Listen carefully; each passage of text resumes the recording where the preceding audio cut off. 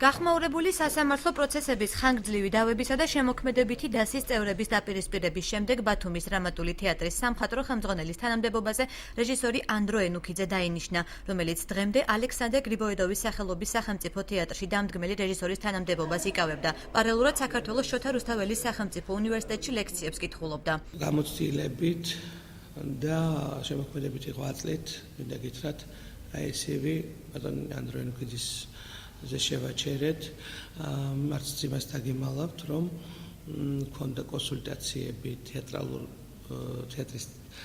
თეატრალურ საზოგადოების წარმომადგენლებთან. გიორგი თავაძე, რომელსაც მე ძალიან დიდ პატივს ვცემ, თავად ვიტყვი, რომ არ განიხილება ხელმძღვანელ თანამდებობაზე თეატრში, რამდენადაც ჯერჯერობით სუნებათა ხელობა ამ თეატრში ბატონი გიორგის მიმართ არ ჩამცხრალა.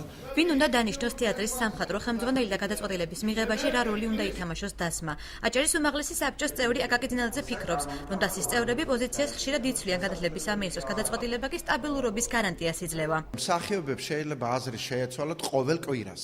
საბოლოო გადაწყვეტილება უნდა მიიღოს მინისტრმა. ეს არის მთავრობის თავმჯდომარესთან შეთანხმებით უნდა მიიღოს კულტურის მინისტრმა. ეს არის კანონში ცალსახად გაწერილი. მსახიობი ზურა ქავთარაძე თვლის, რომ თეატრის სამხატვრო ხელმძღვანელის დანიშვნა კულტურის სამინისტროს პრეროგატივაა. დასე კი შემოქმედებითი საქმიანობით უნდა შემოიფარგლებოდეს. უნდა დანიშნოს იმ დაქვემდებარებაში ყოფმა უფროსმა, რომელსაც ექვემდებარება თეატრი. ესე იგი გამოდის სამინისტრო. როდესაც ფინანსს ვიღაცა გაძლევს, ის გარკვეული წილით ითხოვს რაღაცას. შეიძლება შემოქმედებით იმაში არ ჩაერიოს, რა ქვია, არ გაგისაზროს შემოქმედებაში რა უნდა გააკეთოს, სპექტაკლების დადგმა, გასტროლები. რეჟისორი მიშა ჩარკვიანი მიიჩნევს, რომ სამხატვრო ხელმძღვანელი აუცილებლად უნდა ფლობდეს მენეჯერულ თვისებებს და არტ პროდუქტის გაყიდვა უნდა უზრუნველყოს. თუმცა რეჟისორი ფიქრობს, რომ ქვეყანაში პროფესიონალი მენეჯერების დეფიციტია.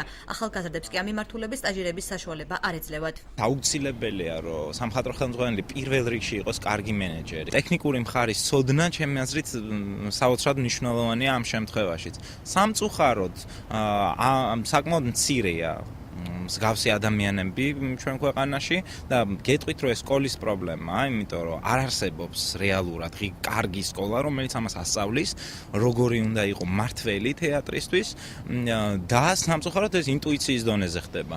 ზოგს აქვს ეს ინტუიცია საბედნიეროდ, ზოგს არ აქვს. ანდრო ენუქიძის გარდა უწყებაში ზაზა სიხარულიძისა და პაატა ციკოლიას კანდიდატურები განიხილებოდა. ენუქიძის კანდიდატურა გიორგი თავაძის მხარდამჭერმა დასის წევრებმა წარადგინეს.